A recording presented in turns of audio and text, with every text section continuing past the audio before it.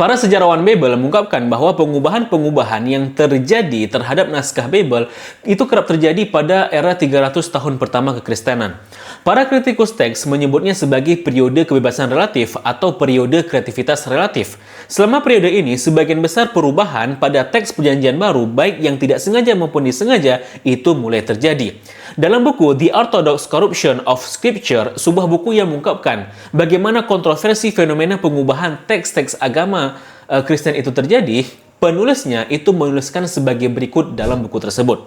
Selama isu-isu kristologis masih diperdebatkan, yakni masa-masa perdebatan soal ketuhanan Yesus, sebelum ada satu kelompok kekristenan yang berhasil mendominasi, dan sebelum pihak proto-ortodoks menyempurnakan pandangan mereka yang akhirnya berkembang pada abad keempat, kitab-kitab suci Kristen yang sedang beredar dalam bentuk manuskrip seringkali mengalami perubahan. Teks-teks ini tidak kebal terhadap perubahan. Sebaliknya, mereka diubah dengan cukup mudah dan seringkali secara signifikan.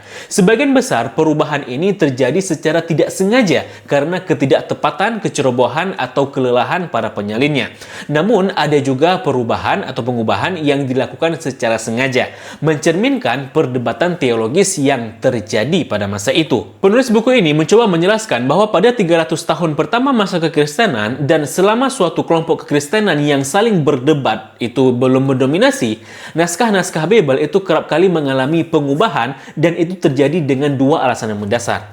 Pertama, karena faktor kesalahan penulis akibat kurangnya kecakapan, kelelahan, dan kecerobohan para penyalinnya, dan yang kedua karena faktor kepentingan membela teologi kelompoknya. Nah, lebih detail tentang ini teman-teman sudah kita bahas di e-book kita dengan judul Apakah Alkitab Babel Masih Asli? Pada halaman 286. Nah, untuk mendownload e-book ini, teman-teman bisa mengklik judul video di bawah video short ini yang ada emoji merahnya itu. Nanti di sana ada link yang dapat teman-teman klik buat downloadnya.